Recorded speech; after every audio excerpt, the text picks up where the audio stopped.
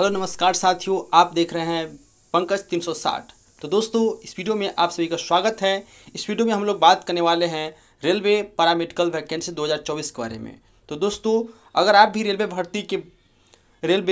भर्ती बोर्ड के अंतर्गत पैरामेडिकल स्टाफ के पदों पर नौकरी प्राप्त करना चाहते हैं तो ये हमारा वीडियो आपके लिए है, जिससे हम आपको पूरी जानकारी विस्तारपूर्वक से रेलवे पैरामेडिकल वैकेंसी 2024 के बारे में प्रदान करेंगे।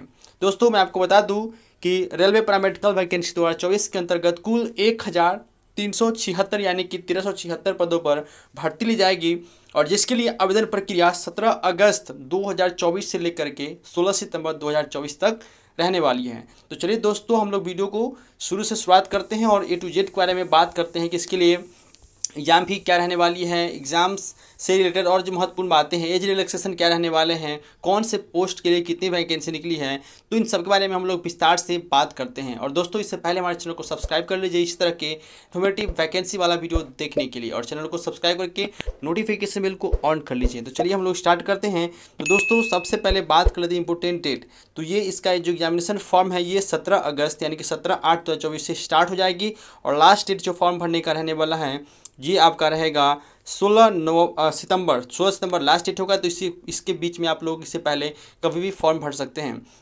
अब हम लोग बात कर लेते हैं दोस्तों कि कौन से पद के लिए कितनी वैकेंसियाँ निकली हैं। तो आप देख सकते हैं यहाँ पे आइडियोलॉजिस्ट एंड स्पीच थेरेपिस्ट के लिए यहाँ पे 4 पद हैं। इसी प्रकार से यहाँ पे देखिए नर्सिंग सुपरिटेंडेंट के लिए यहाँ पे 713 पद पर वैकेंसी निकली हुई है। और यहाँ पे और देखिएगा तो health and malaria inspector grade 3 इसके लिए कुल 126 और उसी प्रकार से बहुत सारे पोस्ट हैं। यहाँ पे आप एक एक करके देख सकते हैं। और यहाँ पैरामेसिस्ट इंट्री ग्रेड के लिए यहाँ पे 246 पद पे वैकेंसी निकली है और भी बहुत सारे पद हैं दोस्तों, देख सकते हैं। कुल मिलाकर के यहाँ पे लैब असिस्टेंट ग्रेड 2 के लिए यहाँ पे 94 पोस्ट पे वैकेंसी निकली है, यानी कुल मिलाकर 1376 पद पे यहाँ पे वैकेंसी निकाली जाएगी, जिसका फॉर्म आप लोग 13 अगस्त से भर सकते हैं। अब एज लिमिट की बात कर लेते हैं कि इस पोस्ट के लिए। तो एज लिमिट की बात किया दोस्तों तो कुल मिलाकर के यहाँ पे 18 से 36 एक ओवरऑल एज लिया गया है और सारे पोस्ट में अलग अलग पोस्ट के हिसाब से यहाँ पे एज लिमिट रखा गया है। जैसे कि देखिए आइडियोलॉजिस्ट एंड स्पीच थेरेपिस्ट है तो इसके लिए 21 से 33 ईयर्स रखा गया है। वहीं कार्डिक टेक्नीशियन के लिए यहाँ 18 से 36 वर्ष रखा गया है। तो कुल मिलाकर के अलग अलग पोस्ट के लिए यहाँ पे अलग अलग एज लिमिट रखा गया है। तो आप देख सकते हैं यहाँ पे ऑप्टिमेरिस्ट के लिए देखिए 18 से 36 है।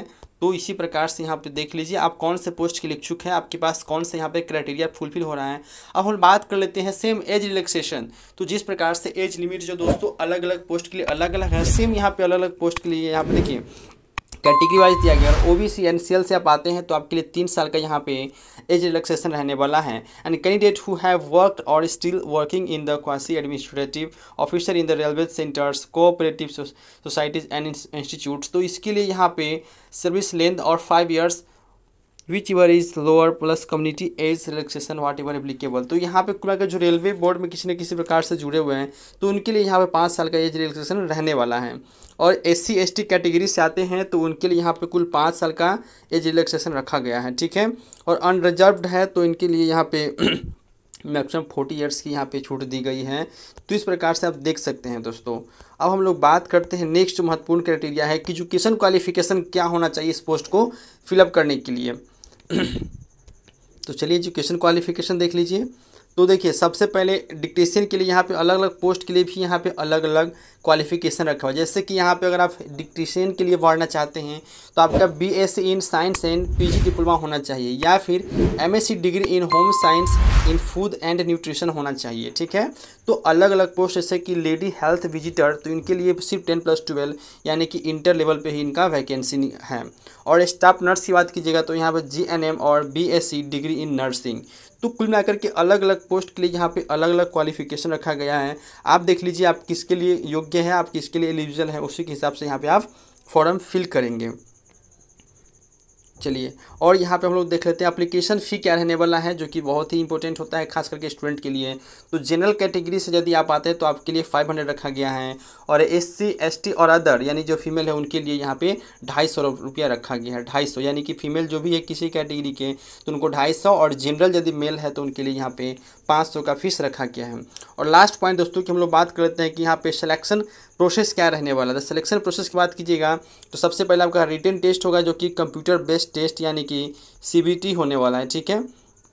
कंप्यूटर बेस्ड टेस्ट होगा और मेडिकल टेस्ट भी आपका होगा और पर्सनल इंटरव्यू भी लिया जाएगा और साथ ही साथ लास्ट में डॉक्यूमेंट वेरिफिकेशन हो जाएगा। यानी कुल मिलाकर के इसमें कुल 4 स्टेप हैं। 4 स्टेप पूरा कर लेने के बाद आपको जॉब मिल जाएगा। तो दोस्तों आज की वीडियो में बस इतना ही। मैं उम्मीद करता हूं कि हमारा ये आज का वीडियो आपके लिए हेल्पफुल रहा होगा। ऐसा ही इन्फॉर्मेटिव वीडियो के लिए लेटेस्ट जॉब वैकेंसी पाने के लिए हमारे चैनल को सब्सक्राइब करके नोटिफिकेशन बेल को ऑन कर लीजिए और वीडियो को लाइक कीजिए। कमेंट बॉक्स में अपनी राय जरूर लिखिएगा। मिलते हैं नेक्स्ट वीडियो में। जय हिंद।